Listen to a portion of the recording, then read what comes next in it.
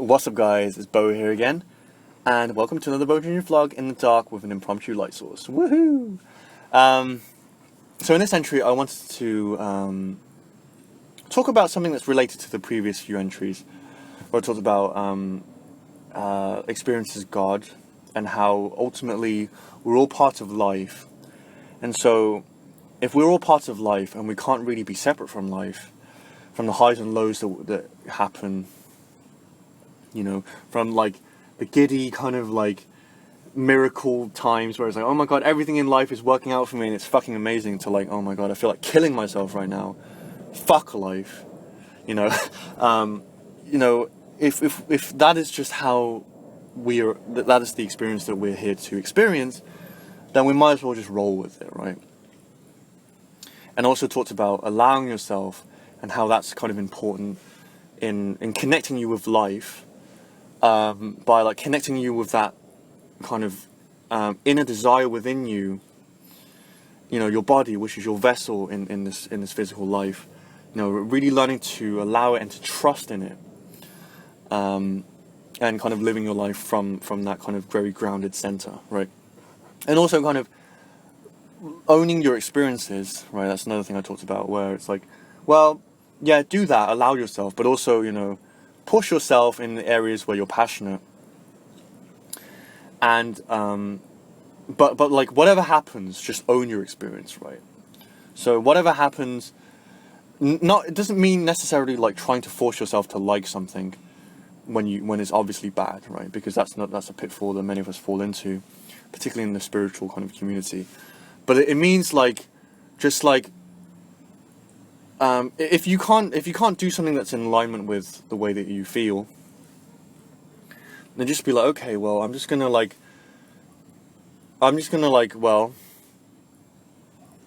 you know, like just be present with it, right? Just like, if it sucks, it sucks, and then I'm not gonna hide the fact that it sucks. I'm gonna be upset, whatever. But at the same time, you know, it's like, well, c'est la vie, right?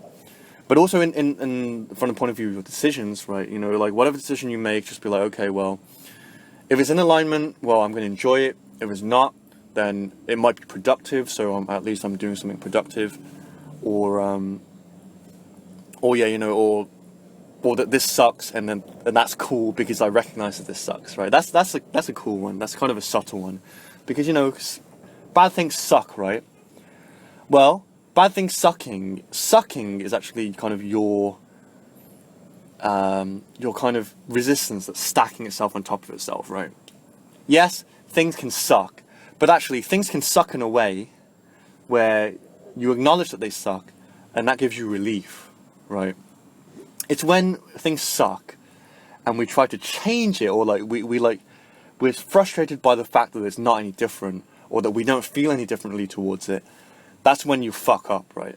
But there's a way where you're just like, you know, like I did a video, like a good example of this is I did a video where I was fucking pissed off, right? I think it was like Unleash Your Anger.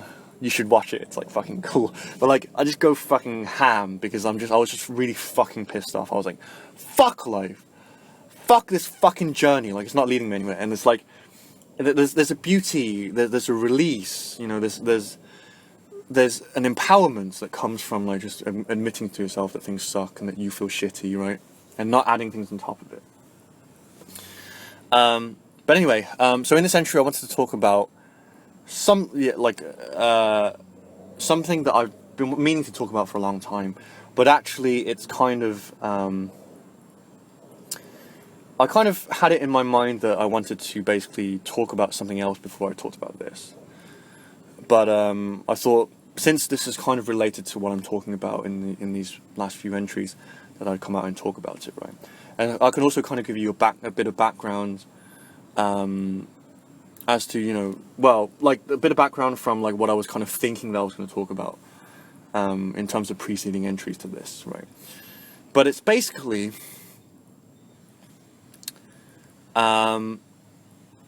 it's basically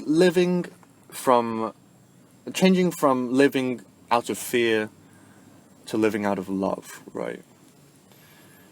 And this is kind of a difficult thing to explain, but in essence, most people live in fear, right? Or anticipated fear, right? And the reason this is kind of difficult to explain is because of the kind of vagueness of how we define fear and love, right? And well, and that is mostly because like fear and love exists at multiple different levels. You know, they point towards many different things. All of them are legitimate things, but it's just that, you know, when it comes to actually differentiating between which specific thing we're talking about, it's like, well, you know, there's so many, like, it points towards so many different things that it's difficult sometimes to kind of like translate that.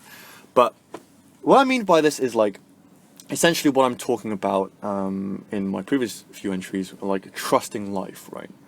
That is essentially what I mean by living from love, and also a heart-centered living. This is what I mean, right? It means ultimately placing your faith in life. It means placing your faith in life and kind of just going with it, right? Because the common paradigm, which is the fearful one, is that we're always living, but we're always kind of anticipating kind of like the bad things that will happen, that's going to happen, that's lurking around the corner, even if life is going fucking amazing, right? You know?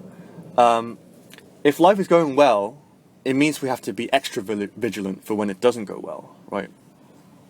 So essentially what I'm talking about is this over-focus on the pain and the loss and like all of the negativity that arises from life, you know? Yes, that stuff is real. Yes, there are people dying in the street somewhere. Yes, there are like kind of heinous things happening in the world. Yes, you know, we're not naive here, right? But an over-focus on this, you know, you can see this in the media, right? You know, the media focuses way too much on like the death and the fear and like, oh my God, we have to like, this shit is happening. Oh my God, you have to be extra careful. You know, oh my God, this, you know, economical structure is collapsing. Oh my God, what the fuck are we going to do, you know? This is the fearful paradigm, right? Instead of, you know, and to contrast this, to live from a space of love, from an energy of love,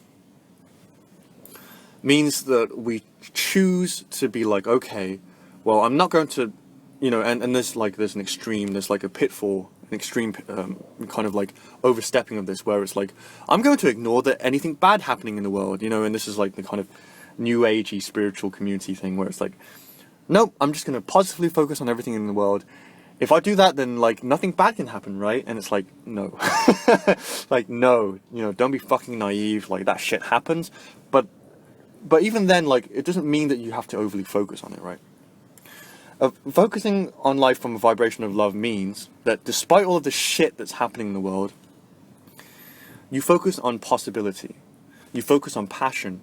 You give attention to like things that feel good, your desire, you know, positivity, compassion, community, solution, future, you know, growth. Even things like you know, like tradition, and from the point of view of like respecting like where you came from, appreciation, nostalgia, you know, these things, you know. And so you know, this is where I would personally like, you know, to see humanity kind of stepping into, is this paradigm of love, right? And I think my battery's about to die, but I still have a lot more to say on this topic. Anyway, because I don't want this to cut off. So anyway, I guess I'll do a second part to this because my video is about to die. But this also ties into light and shadow motivation. So most of all, what I teach is kind of interconnected, right? Love, like the light motivation, is where you want to be if you want to live from a place of love, and the shadow is like, you know, the average thing where it's like, you know, we're all fearful, we're all worried, and it's like, yes, both good and bad exist. But you, like, ultimately you have a choice to live, you know, like, basically, like, trying your best to push out the bad, right? And therefore kind of manifesting that into your life. Or, you know, like, switching it over to, like, you know, well, despite all of this stuff, I'm going to focus on what feels good, right? And obviously, like the kind of fearful mentality will always try to convince you that the loving mentality is like a joke. It's like fucking like it's fucking idiocy to do that, because you're not protected, you're unsafe, man.